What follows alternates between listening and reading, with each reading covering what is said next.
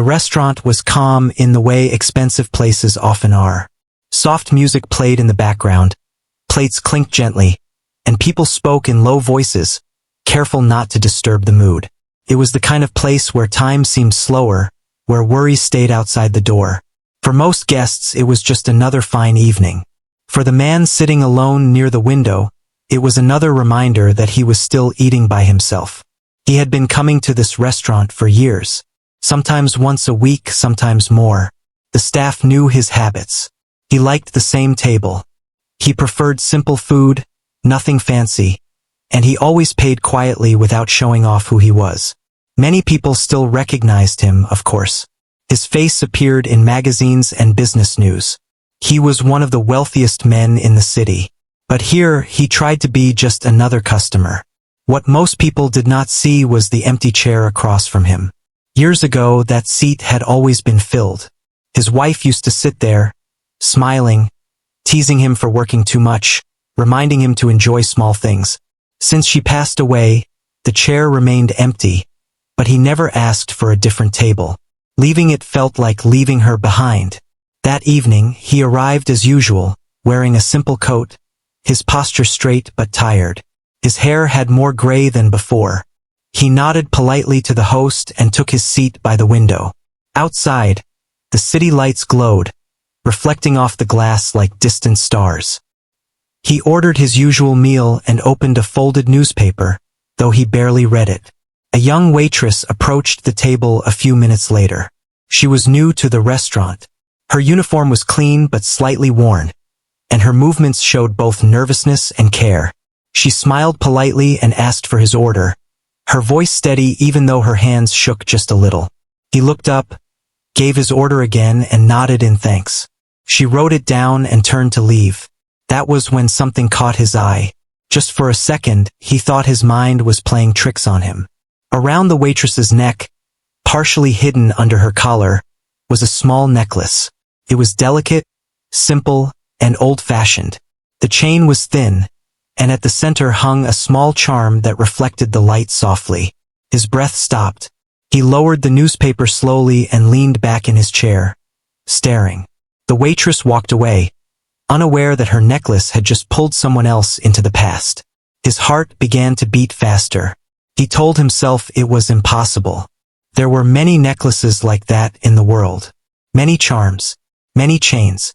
But deep down he knew that necklace looked exactly like the one his late wife used to wear every single day. He remembered it clearly. She had received it years ago, long before his success, when life was simpler and money was tight. She never took it off. Not at home. Not at events. Not even when sleeping. She once told him it made her feel safe, as if someone was always watching over her. After she passed away, the necklace had disappeared. He had searched everywhere. He had asked staff, checked old boxes, gone through drawers and storage rooms. He even blamed himself, wondering if he had misplaced it during those painful days. Eventually, he accepted that it was gone. Losing it felt like losing her all over again. Now, years later, he was staring at it around the neck of a stranger. His chest tightened. His hands trembled slightly as he placed the newspaper down. He tried to calm himself. Maybe it was just similar. Maybe he was imagining details that were not really there. Grief had a way of doing that. But when the waitress returned with water, the necklace was fully visible. The charm, the small scratch on the side, the way the chain rested slightly uneven. There was no doubt anymore. "That's my late wife's necklace," he shouted. The words left his mouth louder than he intended. Conversations stopped. Forks froze mid-air. The soft music suddenly felt too quiet. Every eye in the restaurant turned toward him. The waitress stopped walking as if someone had pulled the ground from under her feet. Her eyes widened. She looked around, confused, then back at him. I'm sorry," she said softly. He stood up so fast that his chair scraped loudly against the floor. His face was pale, his jaw tight, and his eyes fixed on the necklace. "That necklace," he said, pointing with a shaking hand. "Where did you get it?" The manager rushed forward, trying to calm the situation. Other staff whispered nervously. Some guests took out their phones, sensing drama. The waitress looked like she might cry, but she didn't run. She didn't argue. She simply stood there, clutching her order pad. "I didn't steal anything," she said quietly. "This necklace is mine." "Mine," he repeated sharply. "It belonged to my wife. She wore it every day. It went missing after she died." The words "after she died" came out rough, as if they hurt his throat. The room felt heavy. Even those who didn't know him could feel the pain in his voice. The manager gently suggested they move the conversation somewhere private, but the billionaire barely heard him. All he could see was the necklace swinging slightly as the waitress breathed. "How long have you had it?" he demanded. The waitress swallowed. Her hands stopped shaking as she looked straight at him. "Since I was a child," she said. That answer confused him. "A child?" he repeated. "That's not possible. I don't know who your wife was," she said, her voice stronger now. "But I know where this necklace came from." Security stood nearby, unsure whether to step in. The manager hesitated, not wanting to upset an important customer but also not wanting to frighten his staff. The billionaire took a deep breath. Anger, grief, and confusion fought inside him. For a moment, he almost told security to take the necklace. He had the power to do that. Everyone in the room knew it. But something stopped him. Maybe it was the way the waitress stood her ground without raising her voice. Maybe it was the honesty in her eyes. Or maybe it was the quiet feeling that this moment was bigger than anger. "Then explain," he said, his voice lower now. "Explain how something that belonged to my wife ended up with you." The waitress nodded slowly. "If you let me speak," she said. "I will." The restaurant remained silent, waiting. And that was the moment when everything began to change. The silence in the restaurant felt heavy, like everyone was holding their breath at the same time. The billionaire slowly sat back down, his chest rising and falling as he tried to control his emotions. He gestured for the manager to step back. His voice was calmer now, but the tension had not disappeared. "Go on," he said to the waitress. "I'm listening." The waitress nodded, clearly nervous but determined. She glanced around at the faces watching her, then back at him. "I didn't plan to talk about this here," she said softly. "But since you asked, I'll tell you the truth." She reached up and held the necklace gently, as if it was something fragile. "This necklace has been with me for as long as I can remember. It was given to my mother when she was going through a very hard time." The billionaire frowned. "When?" "Many years ago," she replied. "Before she passed away." Her words shifted the room. Some of the anger in his face faded, replaced by curiosity and confusion. He leaned forward slightly. "My mother was very sick," the waitress continued. "We didn't have money for treatment. She worked wherever she could, cleaning homes, doing small jobs. One day, she collapsed near a hospital. A woman helped her." The billionaire's fingers tightened on the edge of the table. "She didn't know us," the waitress said. "She didn't ask questions. She just stayed with my mother, made sure she was taken inside, and paid for medicine we couldn't afford. Before leaving, she gave my mother this necklace." The billionaire's heart skipped. "She said it brought her comfort," the waitress went on. "She told my mother that when times feel dark, holding on to something meaningful can give strength." The billionaire swallowed hard. That sounded exactly like something his wife would say. "My mother wanted to return it," the waitress said. "But the woman refused. She said it was only jewelry, and helping someone mattered more." The waitress paused, her eyes lowering. "My mother passed away a few years later. Before she died, she gave the necklace to me.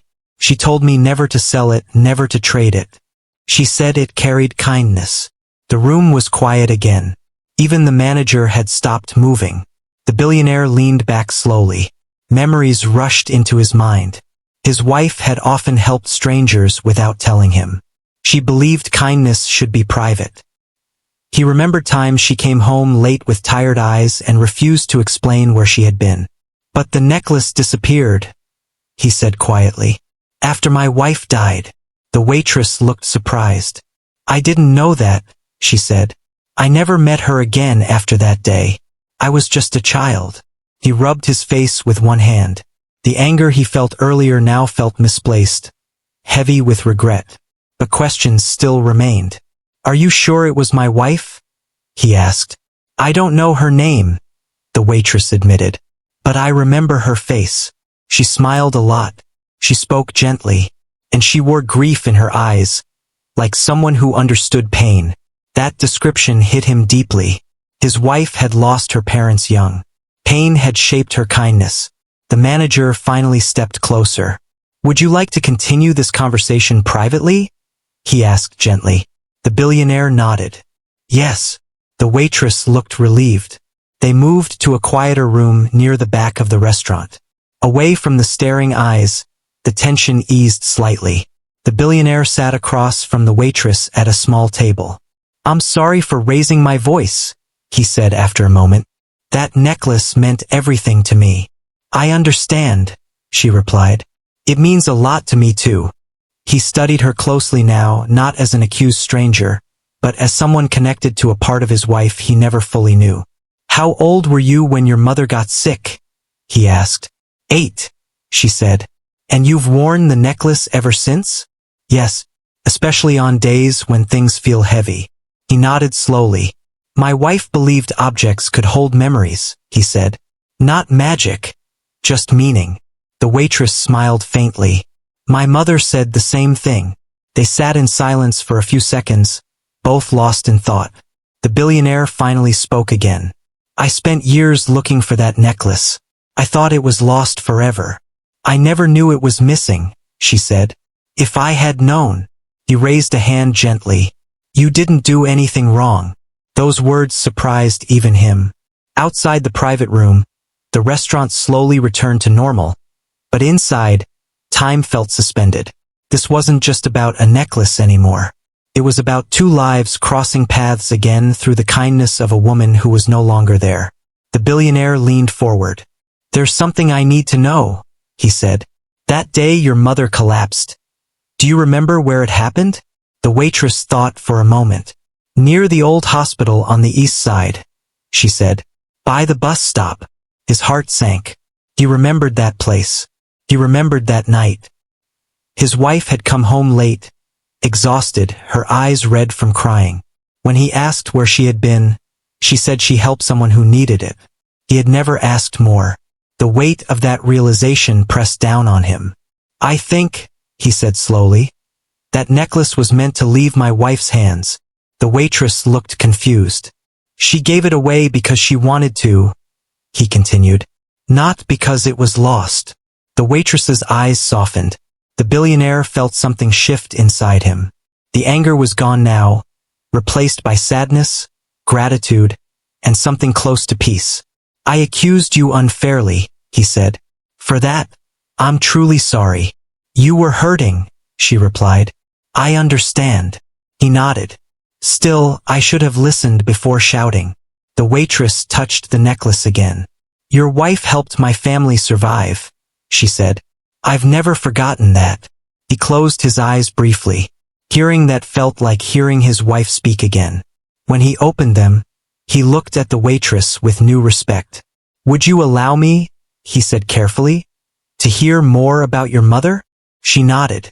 And as she began to speak again, neither of them realized that this conversation was about to change far more than just the meaning of a necklace. The private room felt smaller as the conversation went on, as if the walls were quietly listening. The waitress spoke slowly, choosing her words with care. She explained how her mother's health had gone up and down for years, how some days were good and others were frightening. Through all of it, the necklace remained close to her mother's heart, almost like a promise that someone out there still cared. The billionaire listened without interrupting. He noticed details he had missed before. The waitress's hands moved when she talked about her mother, careful and gentle, like someone used to protecting fragile things. Her voice never rose. It didn't need to. The truth carried enough weight on its own. She used to tell me stories, the waitress said, about people who helped her when they didn't have to. She said the world wasn't as cold as it looked, even when life was hard. He nodded. That belief sounded painfully familiar.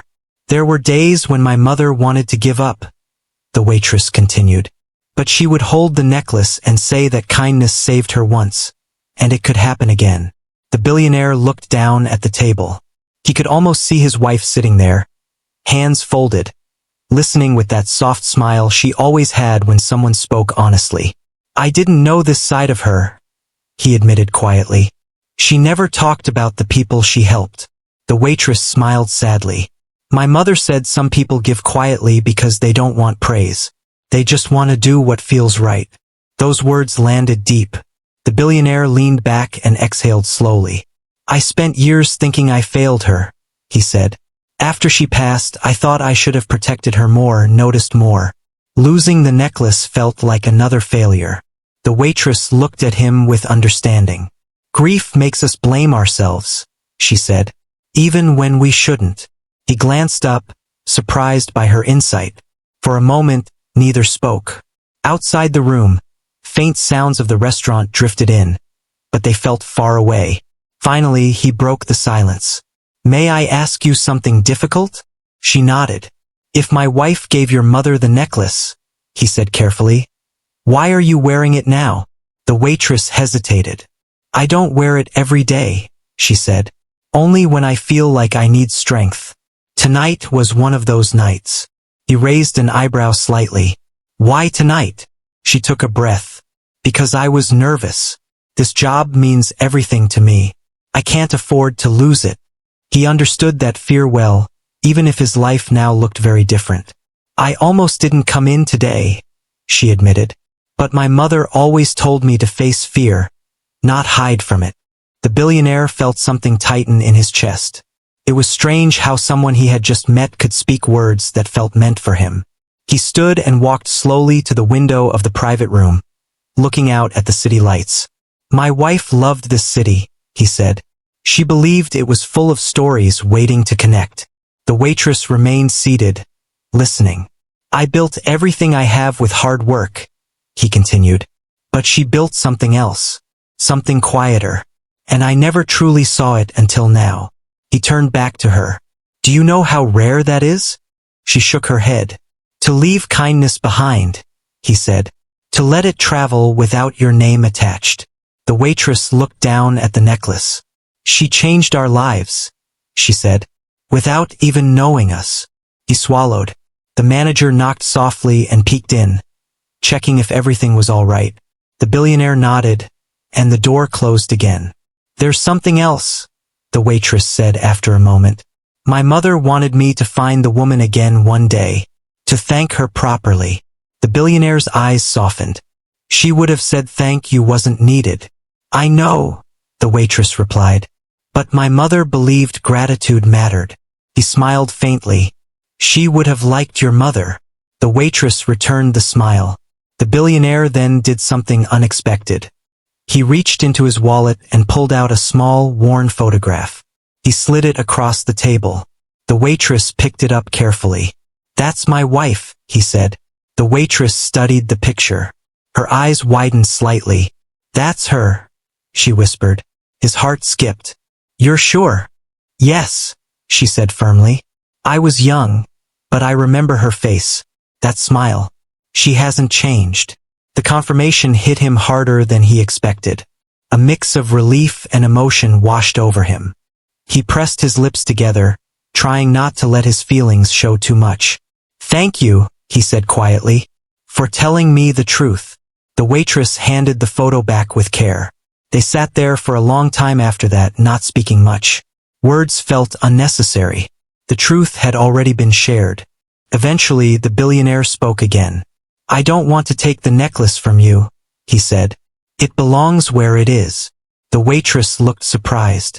Are you sure? Yes, he said. My wife chose to give it away. Who am I to undo that? Tears filled the waitress's eyes, but she didn't let them fall. Thank you, she said. He nodded. But I would like one thing. She waited. I would like to help you, he said. Not as a billionaire. As someone repaying a kindness. The waitress stiffened slightly. I don't want charity. I know, he said gently. That's why I won't offer it that way. She studied his face, unsure. "Think of it as my wife continuing what she started," he said. The waitress looked down, thinking. Outside, the city lights flickered. Inside, something invisible but powerful settled between them. This meeting, born from anger and misunderstanding, was no longer about a missing necklace. It was about a bridge between past and present, between loss and hope. Neither of them knew yet what would come next, but both could feel that their lives had quietly shifted, and there was no turning back.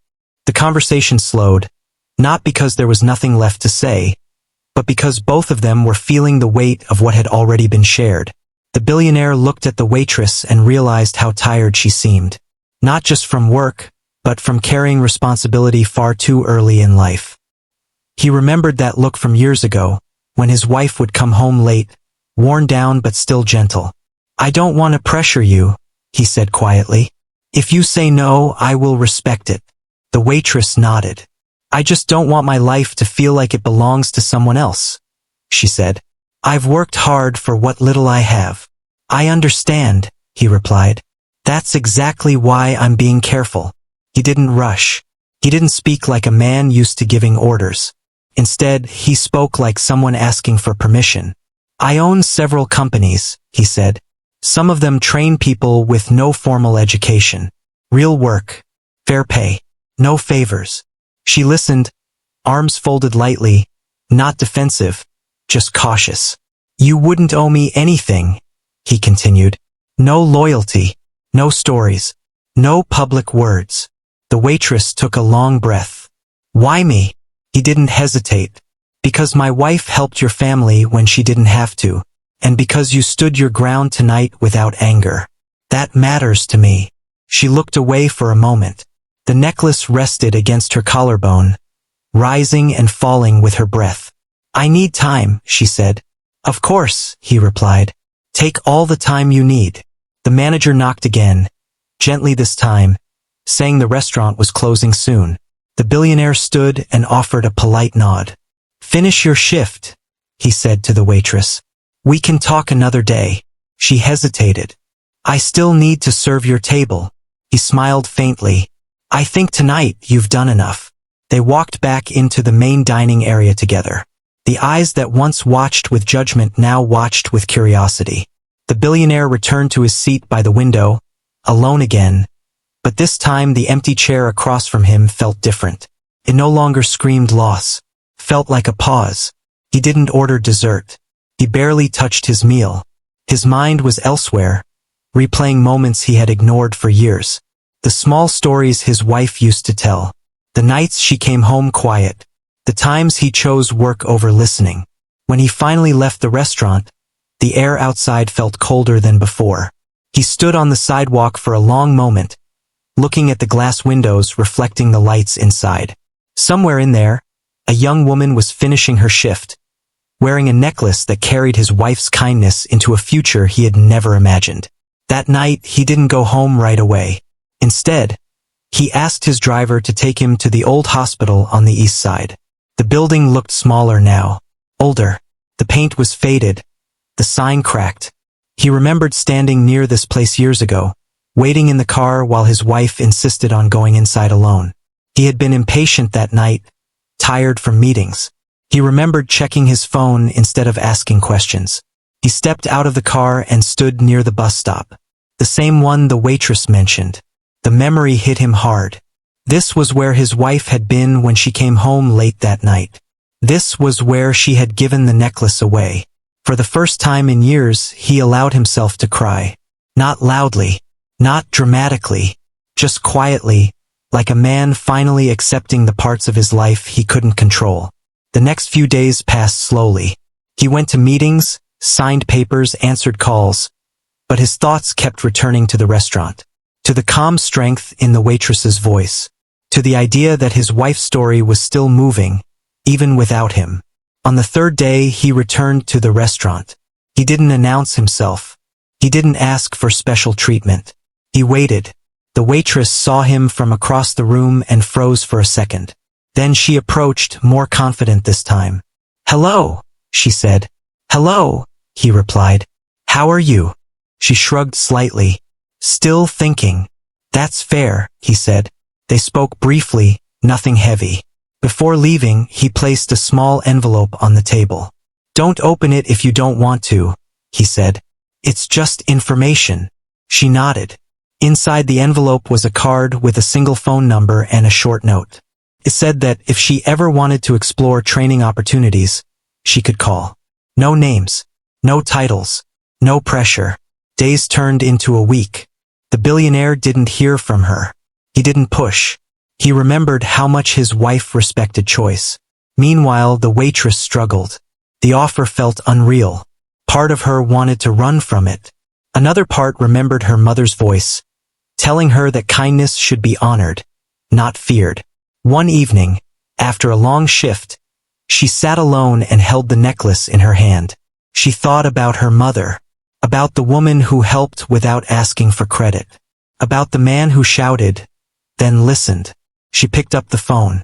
When they spoke again, it wasn't dramatic. It wasn't emotional. It was practical.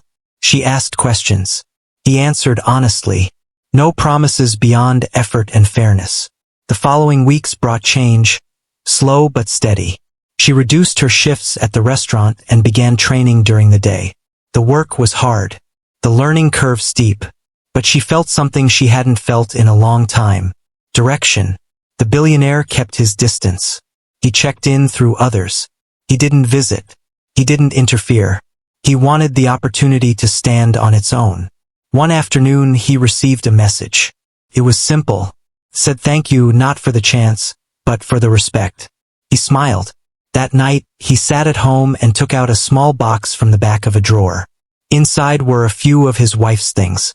Letters, photos, memories he had avoided. For the first time, he didn't feel like he was opening a wound. He felt like he was closing one. The necklace was gone from his life, but its purpose was clearer than ever. And though neither of them knew it yet, the final chapter of this story was still waiting to be written. Time passed in a quiet, steady way. Not the kind that rushes or demands attention, but the kind that allows people to grow without noticing every step. The waitress settled into her training. Some days were exhausting. Some days she went home doubting herself. But each morning, she woke up with purpose, and that was something she had never known before. She still worked at the restaurant on weekends. Not because she had to, but because she wanted to finish what she started. The place no longer felt intimidating, felt familiar. The manager treated her with the same respect as before, and the guests no longer looked at her with curiosity. She was just another worker doing her job. The necklace remained around her neck, not always visible but always there. The billionaire kept his promise. He stayed distant. He did not step in unless asked. He believed that real help should never steal dignity. From time to time, he received quiet updates through others. He learned that she was doing well, that she asked questions, that she worked harder than most. Each update felt like a message from his wife.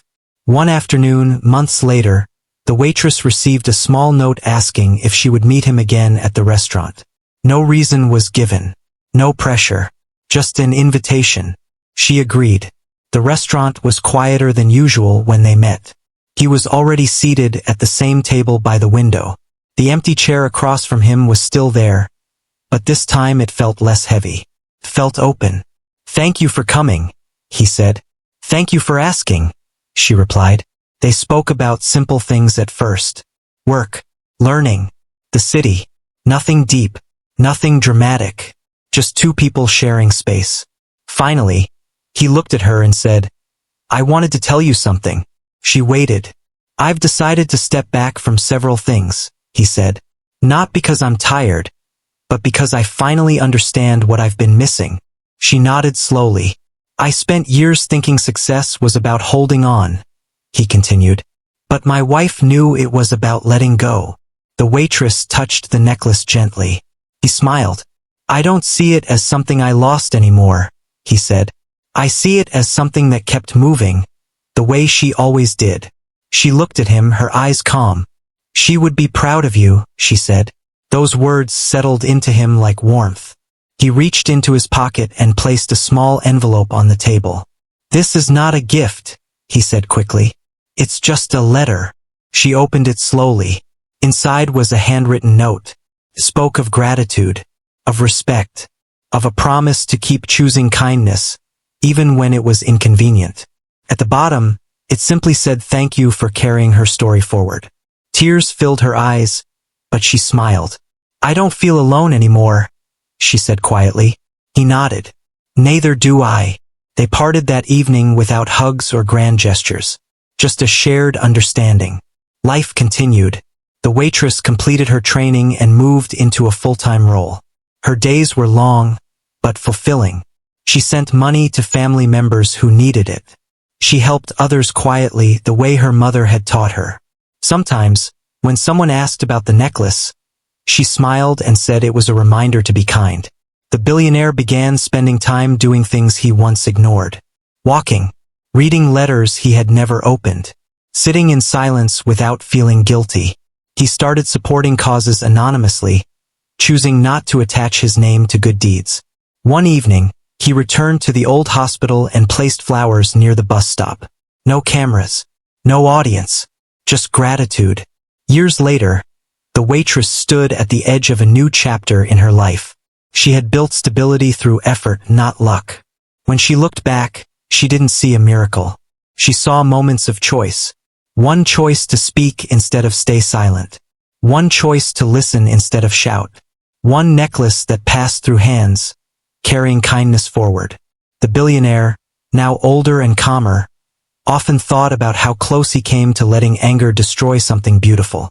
He understood now that grief does not disappear. It changes shape, teaches if you allow it. On the anniversary of his wife's passing, he received a small message. It said that a young woman he once met had helped someone who collapsed near a bus stop. She stayed until help arrived. She gave her time freely, no questions asked. He smiled. The story had come full circle. The necklace was never meant to be locked away in memory. It was meant to travel, to connect lives, to remind people that kindness does not end with death. And in that truth, both of them found peace.